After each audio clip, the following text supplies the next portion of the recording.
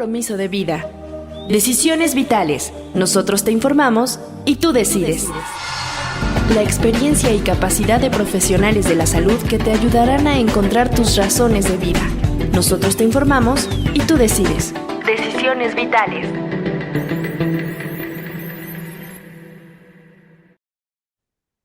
Hola, ¿qué tal? Bienvenidos a Decisiones Vitales.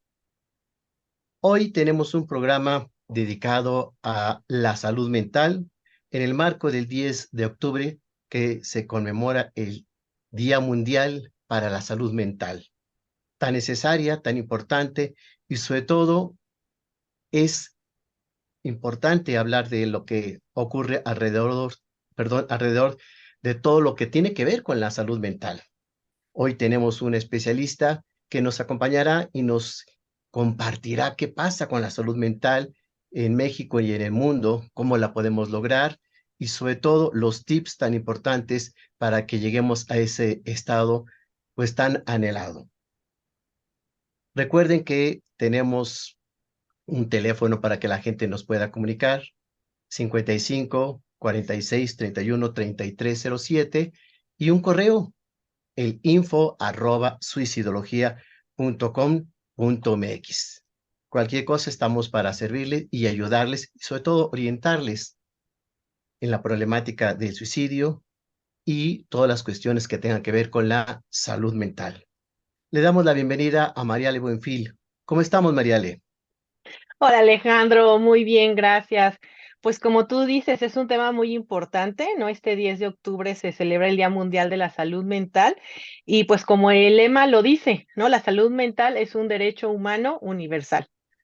Entonces, creo que me parece que va a ser un tema muy interesante y qué bueno que nos puedan acompañar en este podcast. Y también quisiera recordarles que nos encontramos en todas las plataformas de podcast y redes sociales como Suicidología. Y también nos encontramos en YouTube como Alex Águila Tejeda. Ahí nos pueden seguir y nos pueden ver. Y en suicidología.com.mx también pueden ver más información sobre lo que hace el Instituto Hispanoamericano de Suicidología, sobre los cursos y diplomados que hay. Ahí estamos para que se puedan contactar con nosotros y efectivamente es tan necesario conocer sobre la salud mental que yo siempre he dicho, Mariale, que la salud mental se conquista todos los días, no llega per se, hay que hacer muchas cosas para que la logramos contener, sostener, mantener y que sea una meta de todos los días. Por ello es tan importante hablar de este tema el día de hoy y tenemos a una invitada especial, la doctora Erika Vidal. Qué gusto que esté con nosotros, doctora. Hola Alejandro, gracias por la invitación. El gusto es mío poder compartir pues en este día tan importante, ¿no? Que aunque se celebra una vez al año, realmente tenemos el seguimiento de todas estas complicaciones que da el no atender la salud mental durante todo el año y muchas veces en una gran parte de la vida de las personas. Entonces estoy muy contenta de poderlos acompañar. Gracias. Al contrario, doctora, eres la indicada y yo quiero compartir un pequeñito informe respecto a tu gran currículum y por qué eres la indicada para este tema. La doctora Erika Vidal Mejía es médica cirujana egresada de la Universidad Autónoma Metropolitana, cuenta con una maestría en Administración y Salud Pública. Actualmente cursa el último año del doctorado en Administración de Hospitales y Salud Pública. Ha laborado en el Instituto para la Atención y Prevención de las Adicciones de la Ciudad de México en proyectos de salud pulmonar y tabaco, así como espacios 100% libres de humo de tabaco, donde tuvo la oportunidad de ser parte del Comité Interinstitucional de Lucha contra el Tabaco, con sede en el Instituto Nacional de Enfermedades Respiratorias, INER. Como parte de actividades, estuvo a cargo de capacitaciones sobre neurobiología de la adicción y atención de usuarios y en terapia breve para dejar de fumar. Por mencionar solo algunos de los aspectos importantes de la doctora Erika y su gran recorrido, empezaríamos preguntando, ¿qué es la salud mental? Primero, pues recordar justo lo que ya mencionábamos, ¿no? Que cada 10 de octubre tenemos que estar recordando o haciendo celebración de lo que es la salud mental en todo el mundo, incluido pues nuestro país, ¿no? Y por qué es tan importante reconocer o entender qué es la salud mental, precisamente por derecho. consideramos prudente y siempre nos ha establecido las diversas instituciones rectoras que la salud mental va a ser ese estado de bienestar psicológico, un tanto emocional, social, económico de una persona. Realmente abarca todas las esferas de su vida, ¿no? Implica capacidades para enfrentar tensiones normales de la vida y anormales de la misma, ¿no? Trabajar de una manera productiva, fructífera, contribuir incluso con la comunidad. Entonces, la salud mental, si nos damos cuenta, abarca una variedad de aspectos innumerables, ¿no? Incluye capacidades para manejar estrés, capacidad para mantener una relación interpersonal de manera saludable, tomar decisiones informadas, algo muy importante, adaptarse a los cambios, ¿no? Y tener una autoestima lo mejor posible. De hecho, pues se espera una autoestima positiva. Eh, Creo que la salud mental no solo es la ausencia de un trastorno mental, sino de tener una mente equilibrada, armónica, que nos permita pues funcionar de manera efectiva en la vida. Y pues todo esto en todas las edades, en todas las edades, en las edades infantiles, en las juveniles, en las adultas, en todas las edades es importante poder contar pues con algo como es la salud mental, relevante en su totalidad, ¿no? Es un componente esencial de la salud general y nos va a contribuir de manera muy significativa para la calidad de vida de todas las personas en todas las edades. Esto es lo que yo entendería por salud mental. No nacemos con salud mental, ¿no? Idealmente se va construyendo este concepto tan complejo con todas las variantes y aristas que comentas. Es decir, nuestra salud mental va a formarse de acuerdo a nuestra familia, sociedad, eh, temporada en la que vivamos, época en la que vivamos, serían los factores que contribuyen a la construcción. Hay un sinnúmero de factores, ¿no? Familia, sociedad, áreas educativas, áreas laborales. Realmente creo que todos tenemos mucho que hacer en cada uno de los rubros que nos va tocando para que precisamente la sociedad, las personas cuenten con una salud mental adecuada, ¿no? Hay situaciones adversas muchas veces en cada una de las personas que pueden desequilibrar, ¿no? Esta tranquilidad y entonces se va afectando la salud mental. Hay situaciones muy diversas, pero lo importante aquí es que pues es un derecho, ¿no? Tenerla. Hay medios para atenderla cuando esto se requiere, cuando ese equilibrio se pierde, ¿no? Ya no tenemos ese equilibrio, entonces podemos acceder a espacios donde podemos atendernos, ¿no? E intentar establecer nuevamente ese equilibrio para que todo funcione de manera pues más adecuada o lo mejor posible en una persona o en una familia. Recordemos que muchas veces pensamos en que el proceso de salud mental cuando no está en equilibrio afecta a una persona, pero no termina afectando a familias completas, ¿no? Entonces Y es eso, importantísimo. sí, y eso que dices es muy importante, ¿no? Porque a mí me ha tocado familias que dicen, no, es que el que está mal es ella. Y todos estamos bien, ¿no? Pero entonces, pues obviamente esta persona de la familia se ve impactada por toda la dinámica familiar y entonces luego los de la dinámica familiar no quieren hacer ese cambio, pero sí quieren que la hija o el hijo lo haga, ¿no? Eso está muy difícil. Muchas veces no se visualiza incluso que algunas cuestiones que han llevado al punto del desequilibrio de la salud mental están incluso dentro de ese círculo. Entonces es importante que de alguna manera podamos psicoeducar y apoyar a las personas que lo requieren. Yo creo que hablar de salud mental es un tema muy complejo para muchas personas, no muy difícil, sobre todo cuando tienes asociada alguna situación de carácter ya fisiológico, neurológico, porque se asocia a un sinnúmero de situaciones, ¿no?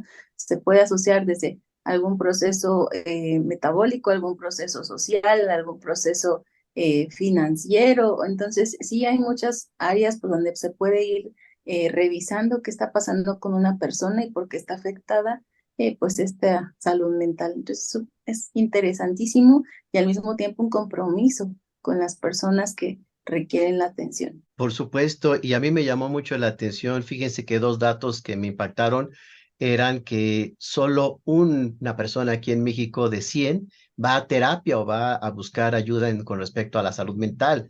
Entonces el 99% restante no. Ahí está preocupante esta situación, ya que pues normalmente tú, Erika, pues eres médico de base, atienden más la cuestión médica, física, que a veces va relacionada y estrechamente vinculada con la cuestión emocional, ¿no? Sí, sí, Alejandro, y fíjate que es 1%, pero a nivel global, las enfermedades de salud mental causan discapacidad. Entonces, a nivel global hay hasta un 13%, ¿no? De discapacidad en personas que tienen algún problema de salud mental. No, no es algo mínimo, sí es algo que se tiene que estar atendiendo y que se tiene que estar informando. Justo en ese periodo, ¿no? Que pasan para buscar la atención, pueden pasar muchos años, ¿no? Y las personas pueden estar con una situación complicada hasta para sus propias funciones, digamos, un tanto básicas hasta de la comunicación. Entonces, sí es importante que tengamos un alcance con la población. Una persona con problemas de salud mental va a afectar su familia, el entorno social, el ambiente donde se vaya a desenvolver, escolar, laboral, etcétera. Y a mí me llamó también la atención el segundo punto, que revisando información y material, aquí en México solo 2 personas con problemas de salud mental son atendidas. Entonces, el 98 restante tampoco es atendida por varias circunstancias. Decían a veces que la gente, como bien lo mencionas, tarda mucho en ir a atenderse. Otros ni siquiera saben que están mal. Y unos más que sí quieren la atención, pues no hay tantas especialistas para atender y la demanda tan grande de problemática de salud pública, ¿no? Y depende de la edad, incluso no ese 2%, si lo divides por grupos etarios, podemos tener alcances en unos 85% de personas jóvenes que no son atendidas. Hay personas como niños y adolescentes que hasta en un 20% no se atienden, ¿no? Porque justo está afectada la esfera y dentro de esa esfera tampoco se busca la atención. Entonces, sí, son de la mejor porcentajes importantes, pero desde 1% ya es algo relevante, o sea, ya no estamos hablando de cualquier cosa, ¿no? Y más en contextos o en ciudades tan grandes donde la vida es un poquito más compleja, se les hace un poquito más complejo algunas veces alcanzar trabajos, alcanzar algunas cosas de equilibrio en cuestión educativa o demás a las personas. Entonces, sí es un tema muy importante la salud mental y justo como mencionas, esos personas que alcanzan a atenderse y las personas que van a atenderse y que muchas veces no encuentran a lo mejor al especialista indicado dentro de las unidades que se tienen que instalar, ¿no? Un psiquiatra, un psicólogo, un psicoterapeuta, son súper necesarios actualmente. Creo que a raíz de la pandemia se visualizó muchísimo más la necesidad de la atención de la salud mental. Creo que fue un detonante, ¿no? Así grandísimo para que las personas voltearan a ver esta situación que ocurre con todos nosotros. Y yo digo todos nosotros porque todos en algún momento hemos tenido algo que desequilibra nuestra salud mental.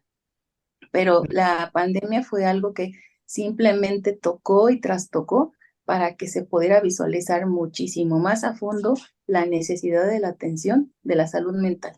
Destapó muchas condiciones patológicas y bueno, tú también como especialista en adicciones, fue lo que vimos en el hacinamiento. La situación del alcoholismo se incrementó, la situación de consumo de otro tipo de sustancias y por supuesto violencia familiar. Son situaciones que debido a tener que estar encerrados, la gente pues no sabía cómo manejar esas situaciones. Fue algo que nos agarró pues en desconocimiento y desprovistos exactamente de qué se debe hacer y si además había, diría yo, algunos núcleos allí no muy buenos de salud mental, pues fueron los que se desarrollaron y se ampliaron, ¿no?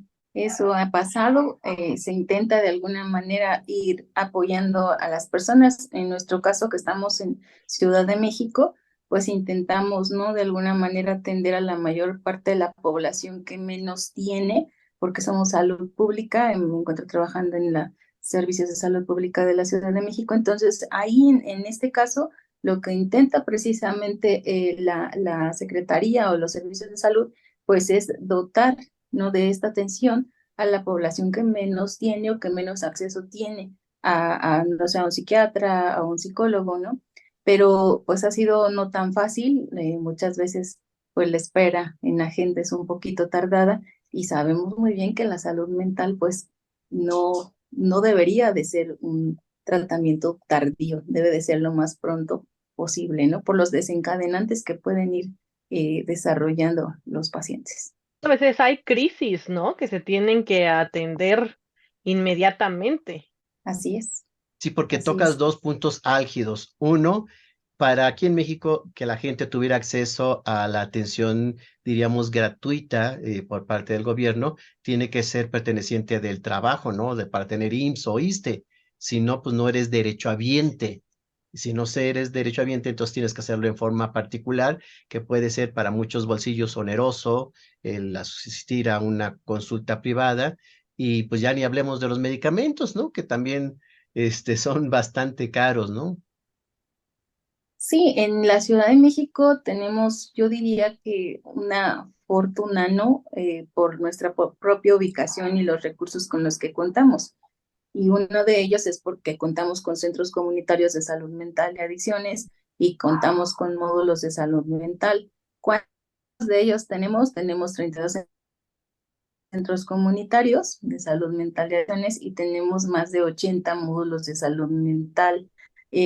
Obviamente con equipo profesional, son psicólogos, muchos de ellos ya tienen posgrado en psicología, en adicciones, la mayoría, y también contamos con psiquiatras, poquitos, pero sí contamos con psiquiatras, se trata de cubrir todas las áreas de la ciudad y también es la única entidad que cuenta con 33 claves de medicamentos psicotrópicos. Entonces, de alguna manera, la atención en salud pública intenta todo el tiempo de garantizar la atención de los pacientes que llegan con nosotros. Se está intentando no avanzar en este tema y esperamos que continúe cada vez mejor. El paciente, te digo porque a mí me pasa y creo que también a Mariale, van un tiempo, sienten cierta mejoría y lo dejan.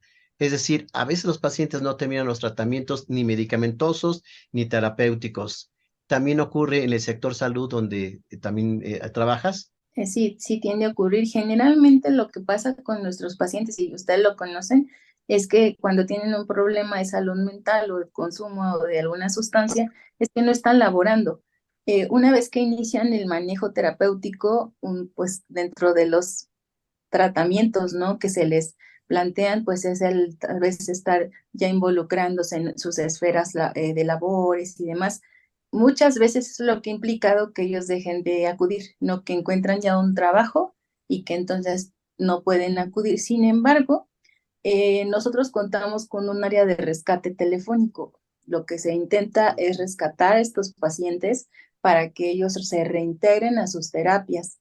Y además de que contamos con horarios ampliados, o sea, si ya están laborando por la mañana, pueden acudir por la tarde o fines de semana a tomar precisamente las terapias. Y justamente, bueno, también me quedo pensando, ¿qué pasa? ¿No? A lo mejor, bueno, ahí donde estás no pasa tanto, pero ¿qué pasa cuando un paciente justo se va antes de terminar el tratamiento? ¿Como qué consecuencias trae, no? Pues las consecuencias propias son del paciente, obviamente, ¿no?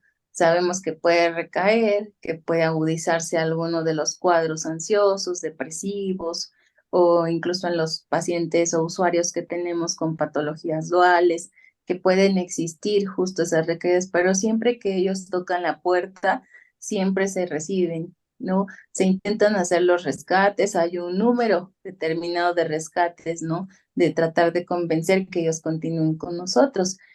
Sin embargo, cuando por diversas circunstancias esto no se da, pues siempre tenemos esas puertas abiertas para poderlos seguir atendiendo con mucho gusto. Yo siempre he hablado de la necesidad de la empatía del especialista con el paciente. A veces en el sector salud, la paciente se queja de que le dieron muy poquito tiempo o de que normalmente el médico nada más le receta y adiós, ¿no? pero ya el trabajo terapéutico, que es mucho más complejo, de mayor tiempo y duración, pues el paciente a veces dice, es que me dieron cita hasta dentro de un mes y cuando la situación es crítica. ¿Pasaría esto, Erika, debido a que hay un exceso de pacientes? Sobre todo cuando hay una sobrecarga, ¿no? De citas para gestionar, dependiendo de la demanda que se tenga, y sobre todo en algunas alcaldías que tienen más población que otras. Si llega a pasar, esa es una realidad, sí se requiere a lo mejor optimizar mucho más estos procesos. Sin embargo, es complejo porque las terapias no son consultas de 10 o 15 minutos, son terapias largas, requieren un tiempo, requieren justo esa comunicación con el paciente, con los usuarios, para poder de alguna manera existir esa, no complicidad, pero sí esa comunicación efectiva que permita, ¿no? Que el paciente tenga confianza en su terapeuta de que va a lograr buenos resultados. Entonces, pareciera fácil, pero no podríamos reducir tal vez las consultas porque entonces a lo mejor limitaríamos muchísimo más la manera de interacción y de la manera en la que se tienen que llevar a cabo las terapias. La terapia tiene pues algunas denominaciones, por decir, hay terapia humanista, rogeriana, psicoanalítica, psicodinámica, cognitivo-conductual, etcétera. Y muchos pacientes dicen, pues iba a terapia y pregunto yo, ¿qué tipo de terapia? "Ah, pues no sé. O sea, a veces ni siquiera se le informa qué es lo que se le está dando con respecto a la línea de trabajo terapéutico, ¿no? Generalmente hay varias terapias en los servicios de salud, la que más se utiliza es cognitivo-conductual, algunas otras específicas, ¿no? De acuerdo a las necesidades que tenga el paciente. Entonces, pues yo diría que es muy importante tener salud mental, que sí hay manera de atenderla y de gozar de ella. Sí, y eso es muy importante porque muchas personas luego no quieren pedir ayuda porque dicen, no, es que no estoy loco, ¿no? Pero pues no significa eso, ¿no? O sea, tener salud mental o carecer un poco de la salud mental no significa que uno esté loco, ¿no? Ahí tocas un tema importante, Mariale, que es el estigma que se tiene con la salud mental, ¿no? Esa ideología de pensar que alguien que tiene un problema de salud mental o está loco o está fuera de lo normal. Realmente creo que tenemos que trabajar mucho con ese tema, sí hay que psicoeducar a mucho a las personas, a las familias, en las escuelas. Nosotros, como de alguna manera estamos involucrados más en el área, ustedes y yo, sabemos que hay un sinnúmero de neurotransmisores en el cerebro que se ven afectados y que condicionan esos procesos de salud mental, una depresión cuando está tocado un neurotransmisor y que requerirá en muchas ocasiones de una sustitución, en este caso farmacológica, de un medicamento que permite equilibrar esos niveles para que entonces esa persona recupere su bienestar completo. No podemos decirle todo esto a todas las personas, ¿no? Pero sí es importante que se identifique como una situación, pues, sí, de enfermedad y no como ese estigma mal informado o mal comentado, ¿no? El decir loco muchas veces termina por lastimar más todavía a esa persona que está realmente sufriendo. Y lo veo así porque las personas que tienen un trastorno de ansiedad la pasan muy mal. O sea, no es que se estén haciendo locos de verdad. Los síntomas que ellos refieren, las molestias que refieren, son muy desagradables. No realmente sienten yo les digo que esa sensación inminente de morirse, ¿no? La pasan mal. Entonces todavía decirles que le echen ganitas o que están locos, pues no va por ahí. Creo que sí tenemos que ayudar y orientar, sobre todo promover, ¿no? Que la salud mental es importante y que hay condiciones muy puntuales que afectan precisamente a una persona a nivel en su cerebro, en sus neurotransmisores, en las comunicaciones, para que esté tranquilo y digamos que completamente sano. ¿Cómo sabría a alguien que está perdiendo la salud mental o que necesita ayuda? En el momento en que tú observas que tienes alguna situación de estrés, de preocupación, de angustia, de llanto, algo que no te permite disfrutar, ¿no? de mejor manera los días, las cosas que tú vives, el tener tal vez todo y aún así no sentirte bien. Yo creo que cualquiera de esas situaciones que te generen justamente no la total tranquilidad o felicidad, pues va a requerir por lo menos indagar qué te está ocurriendo para que tú puedas estar más tranquilo o en su defecto, ¿no? Si se identifica algo mediante un tamizaje, alguna prueba, pues puedas atenderlo. Y sobre todo porque la gente no la está pasando bien y como ya lo comentamos, tampoco el entorno la está pasando bien, porque alguien con una problemática de salud mental empieza a afectar a todos los que están cerca, ¿no? Es decir, hace que la vida tampoco sea tan agradable, tan sana, tan buena. Hoy en día se habla de estas personalidades tóxicas, que yo digo, detrás de la personalidad tóxica hay una psicopatología que se tendría que diagnosticar y atender. Pero hay un factor que la gente le tiene miedo al psicólogo, al psiquiatra, miedo a la parte de la salud mental. Y yo he tenido pacientes que me dicen, ay, dígame, doctor, ¿estoy loco o no estoy loco? ¿No? Como si ya en la primera cita le pudiéramos, hacer ese diagnóstico. ¿Hay un miedo a la locura? Sí, mencionábamos que hay un tema de estigma social, una cuestión de discriminación, y esas son barreras que muchas veces no nos permiten mejorar la salud mental, ¿no? Pues son grandes, muy grandes, ¿no? Aumentan, yo creo que las problemáticas de salud mental, justo lo que mencionábamos, retrasamos la búsqueda del tratamiento por ese miedo a que me digan que efectivamente tengo un problema. No les vamos a decir como tal que están locos, porque pues no, pero sí que tienen una situación que va a requerir un apoyo, ¿no? Que va a requerir unos ciertos desafíos, que a lo mejor va a requerir, no sé, algunos ejercicios extras que le van a ayudar. Pero pues yo creo que mucho de esto, de este miedo es porque genera incomodidad. Hay genera muchas veces en ellos sienten que van a ser o rechazados por la familia, por los amigos, por incluso su comunidad, ¿no? O que se sienten incomprendidos, entonces sienten esa falta de apoyo y por eso yo creo que hay mucho miedo eh, en las personas. Destaco sobre todo el estigma porque pues obstaculiza mucho el que puedan llegar a atenderse, ¿no?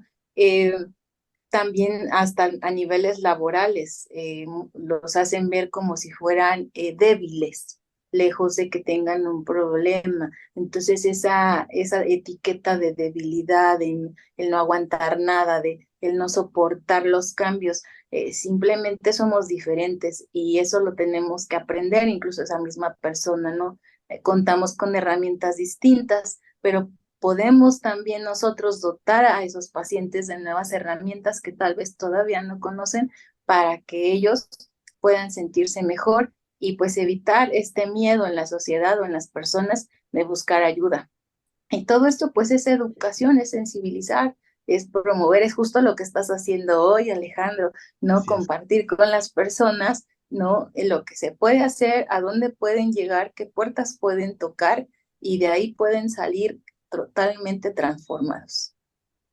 Romper los mitos que a veces se tienen respecto a la situación de atenderse con un problema de salud mental. Ahorita se me ocurren tres y algunos de ustedes le agregan a otros que han escuchado esto de que me van a encerrar en un psiquiátrico, encerrar como cárcel.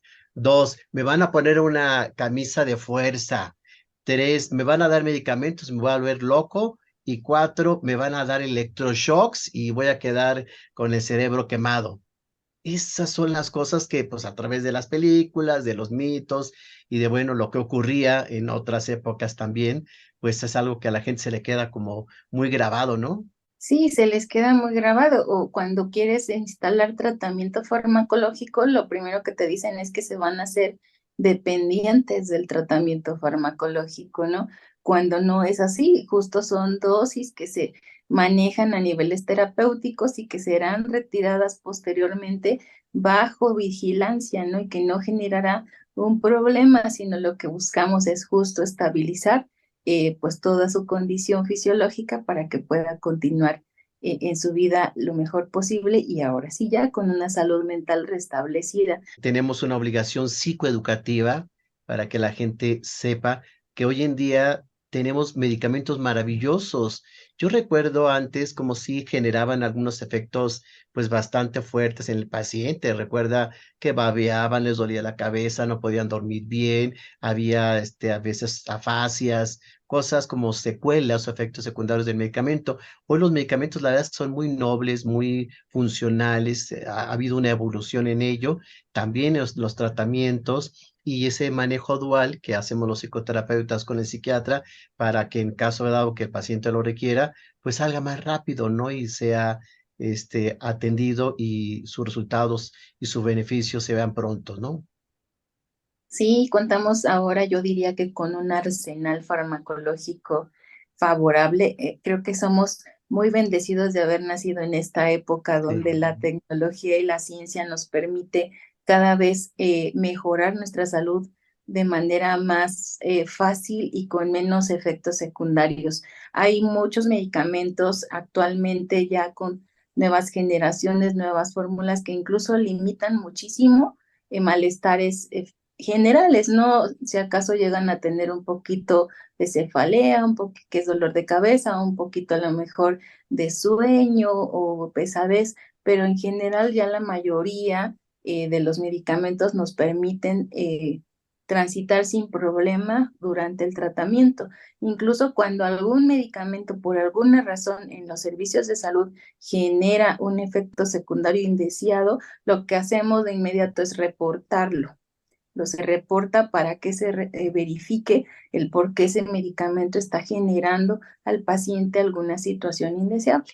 Esto es muy importante, ¿no? Porque muchos, con tal de no medicarse, están sufriendo. Sí. No, es que no me quiero medicar, no, es que cómo me voy a medicar, es que está mal medicarse, no, es que yo puedo solo, ¿no?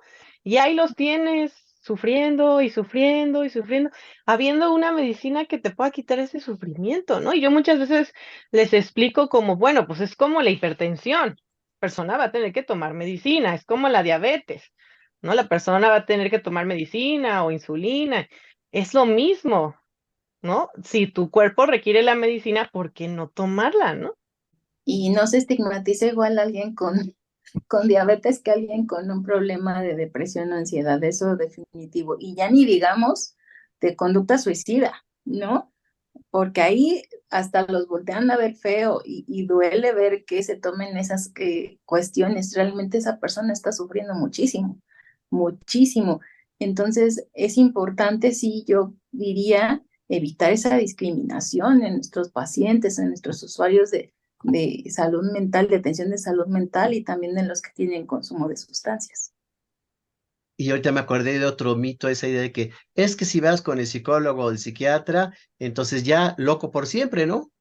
En lugar de que ese que fue a buscar la salud mental y la obtuvo, si logró concluir su tratamiento dual, ¿no? Sí, algo que le tiene que quedar, pues sí, no claro, pero sí en el radar a las personas que nos están viendo y escuchando, es que no es así. Y que si en algún momento ellos se sienten mal o requieren la atención, no deben dudar en buscarla y no deben de esperar a que pase el tiempo, ¿no?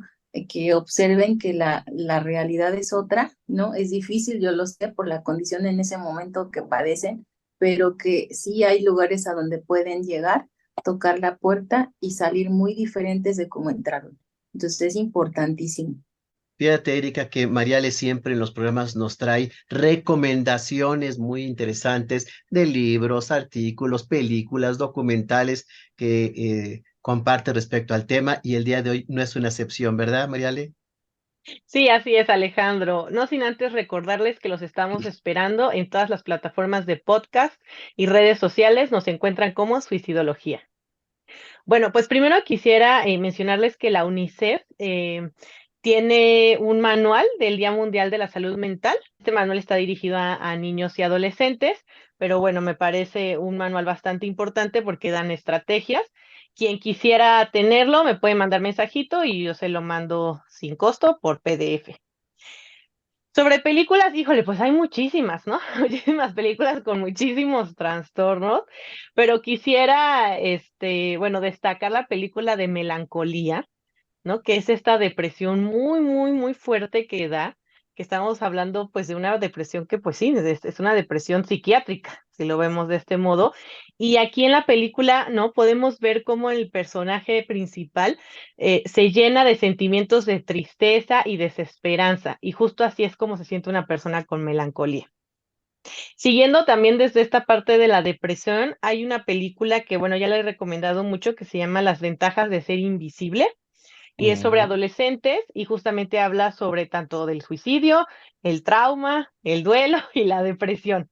Entonces me parece una película muy importante y de hecho también quisiera invitarlos, si se puede el 21 de octubre voy a comentar esta película, voy a hacer un comentario psicoanalítico de esta película. Bueno, quien quiera Ay, también me puede mandar mensajito para pasarle los informes. Me pueden encontrar en mis redes sociales, tanto en Facebook como en Instagram. Me encuentro como psicoterapeuta María Alejandra Buenfil y en Twitter como Mari-Ale-1. y efectivamente han salido muchas películas, muchos documentales, pero qué bueno que la cuestión de la salud mental cada vez está más visible. Y para ir concluyendo, doctora Erika, ¿cuáles serían las recomendaciones para que logremos una mejor salud mental? Yo creo que para poder tener justo ese equilibrio del que hemos hablado satisfactorio, primero hay que autoconocernos. Es importante tener un autoconocimiento, saber y comprender cuando nuestras emociones, nuestros pensamientos, incluso nuestro comportamiento, pues no está en su mejor momento, no nos permitirnos identificar que a lo mejor tenemos ciertos desafíos en ese momento en nuestra salud mental y que podemos abordarlos de una manera efectiva. Ese es un punto que yo creo que es muy importante, el poder autoconocernos, el poder autoidentificar. O algo que también yo menciono siempre es que debemos de tener siempre el mayor posible de relaciones saludables, ¿no? Cultivar relaciones sociales, emocionales que sean positivas, tener ese contacto con amigos y familia y sobre todo buscar apoyo cuando lo necesitemos. Eso es algo importante en esas relaciones, ¿no?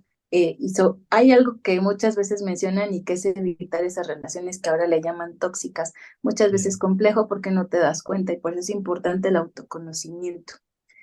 Otra de las cuestiones que podría sernos muy útil es el manejo de estrés. Es importantísimo aprender alguna técnica efectiva para nosotros, para manejar nuestro estrés. Puede ser desde una meditación, una respiración profunda, a lo mejor alguna práctica hasta de yoga, de algo que te haga de alguna manera reorientar ese estrés y que lo puedas manejar. Otra sería siempre tener límites, aprender a decir no cuando algo no es para nosotros aceptable, ¿no? Tener límites saludables en todas las áreas, a nivel de compromisos, a nivel laboral, en todos los niveles es muy importante tener un estilo de vida saludable, comer pues lo mejor posible, equilibradamente, hacer ejercicio, algo que es bien complicado, pero pues que es importante, dormir bien y suficiente, ¿no? Vivimos en un mundo correteado todos los días, a todas horas, ¿no? Entonces eso también nos hace muchas veces generar un poquito de estrés, pero hay que intentar de alguna manera dormir mejor para que nuestro cuidado físico pues tenga un impacto directo en nuestra salud mental y es que así es, directamente llega a la salud mental. Y pues obviamente buscar apoyo profesional cuando éste se requiere, ¿no? Si sabemos que estamos en una situación donde ya pusimos en balanza todas nuestras herramientas y aún así no estamos bien, es importantísimo buscar al psicólogo, al terapeuta, a nuestro psiquiatra, para que podamos contar con una terapia benéfica o orientada correctamente, ¿no?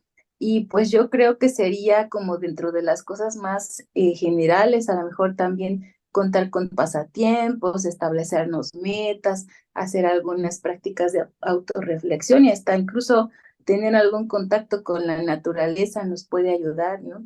Esto que haces tú, Alex, estar en redes sociales, escuchar a quien nos puede orientar de alguna manera, por lo menos buscar hacia dónde ir, ¿no? Y pues creo que de manera general esto es lo que podría yo orientar, pero sobre todo acercarse a los espacios de salud. a las áreas donde se les puede otorgar esta atención, no como es en tu caso que tienes una especialización muy clara en la conducta suicida, ¿no? En el caso de nosotros, cuestiones de salud mental y adicciones. Ahí estamos, o sea, sí nos encontramos, sí hay puertas abiertas, sí se les puede atender, sí contamos con las personas que les pueden ayudar. Atender su salud mental y créanme que la van a pasar mejor, van a estar más felices, como bien lo dices, todo un sistema complementario integral del individuo que habla de dormir bien, comer bien, tener una vida saludable, familia, pareja, vida sexual, deportiva, cultural, social, como que todo lo que integra el ser humano, allí está para que nosotros lo usemos, lo aprovechemos y sea parte integral de un beneficio en nosotros y con nuestra sociedad y lograremos una mejor salud mental. Creo que es lo que anhelamos, ¿no? Quien nos estamos dedicando a esta área, creo que sí soñamos con el alcance de la salud mental para todos, ¿no? Porque es esencial para que tengamos una vida plena, saludable. Creo que involucra a todos los niveles de atención, involucra a todas las áreas, involucra a todas las instituciones. Yo siempre menciono que desde los servicios de salud hasta la cuestión de seguridad que están implicadísimas en la salud mental. Muchas veces un detonante ni siquiera es algo ajeno a las instituciones. Un ejemplo es cuando tenemos cuestiones de violencia.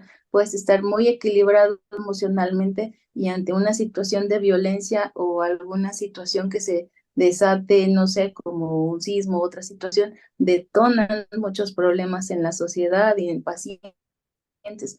Entonces, no son eventos como aislados. Creo que hay mucho que trabajar, hay muchas mentes que convencer de que es importante atender la salud mental, que tienen que abrir espacios, que se tiene que contratar personal y sobre todo como en nuestra área, que incluso ya tenemos personal desde 8 de la mañana hasta 8 de la noche, incluidos sábados y domingos, ¿no? ¿Por qué? Porque la salud mental no tiene ni hora ni día, no tiene una fecha específica para sentirte mal. La verdad es que no, o sea, no hay una hora y no hay un día. Pero bueno, yo creo que de manera general, pues sí es importante eh, que recuerden que hay un psicólogo que los está esperando y que los puede ayudar. Por supuesto que sí, y bueno, pues muchísimas gracias por acompañarnos aquí en Decisiones Vitales, doctora Erika Vidal. ¿Dónde te pueden contactar? Nosotros actualmente estamos en los servicios de salud pública de la Ciudad de México. Recordarles que los servicios de salud pública cuentan con 32 centros comunitarios de salud mental y adicciones. Se atienden de manera específica tres componentes de salud mental, que es depresión, ansiedad y conducta suicida. Eso es lo más puntual. O también se pueden abordar otras condiciones, lo que es consumo de sustancias, de drogas ilícitas o drogas lícitas. Y también tenemos más de 80 módulos de salud mental distribuidos en los centros de salud de la Ciudad de México. Entonces, podemos apoyarles, ¿no? De acuerdo al espacio físico, a la alcaldía donde se encuentren, los podemos orientar con mucho gusto para que puedan ser atendidos. Y tenemos también psiquiatras, entonces contamos incluso también con la clínica de autismo que tenemos en Azcapotzalco, una clínica de geriatría para nuestros adultos mayores y otras clínicas que están con nosotros también. Te agradecemos mucho tu disposición y sobre todo que nos hayas acompañado y iluminado respecto a lo que es la salud mental. Y pues recuerden, yo soy Alejandro Águila. Tenemos una página donde pueden tener mucha información gratuita, es suicidología.com.mx y recuerden que nos vemos todos los martes a la 1 de la tarde. Cuídense, nos vemos.